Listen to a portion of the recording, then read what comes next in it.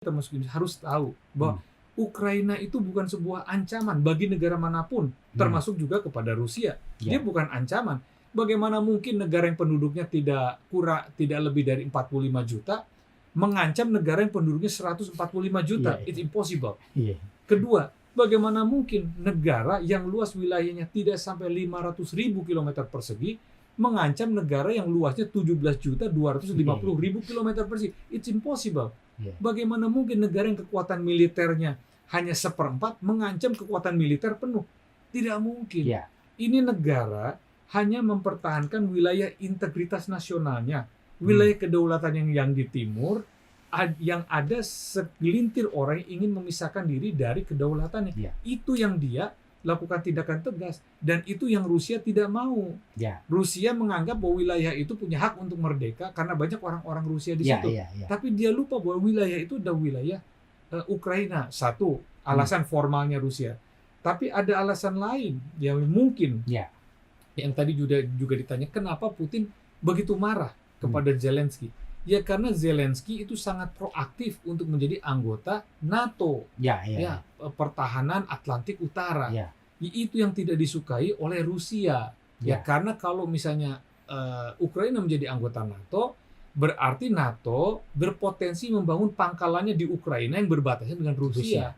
Dan dalam geostrategik pertahanan untuk kepentingan Rusia itu membahayakan. Ya. Jadi dia marah itu. Tetapi jangan lupa juga bahwa Ukraina dan Rusia ada negara yang merdeka, sama-sama negara anggota Perserikatan Bangsa-Bangsa, sama-sama memiliki hak menentukan masa depannya. Dia bisa memilih, Ya. sebagaimana Rusia memilih dengan fakta pertahanannya sendiri, ya.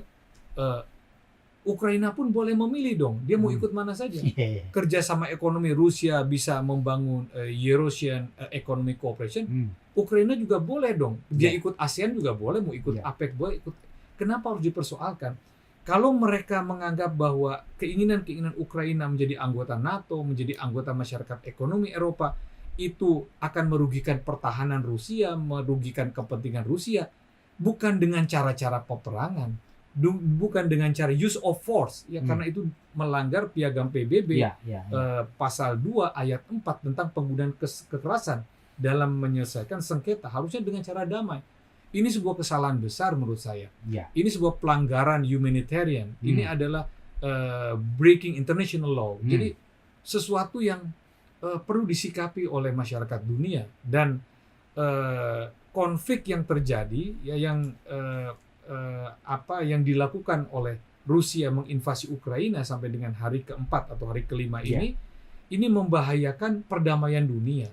Membahayakan kerja ekonomi dunia. Sudah pasti ini mengganggu aktivitas diplomatik dunia. Negara-negara dunia menjadi sedikit banyak terbelah, ya, terganggu.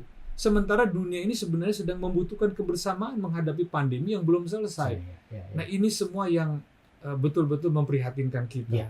Saya yakin keprihatinan ini bukan keprihatinan saya, bukan hanya keprihatinan Pak Feby, ya, Tribun atau siapapun. Tapi ini keprihatinan masyarakat yang cinta damai. Dan Indonesia ini merupakan bagian dari masyarakat dunia yang diamanatkan oleh konstitusi kita untuk menjaga perdamaian dunia. Jelas di amanat konstitusi kita.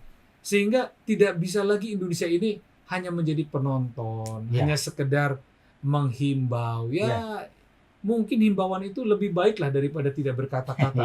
Tapi sebetulnya yang ditunggu oleh masyarakat dunia ini adalah peran nyata.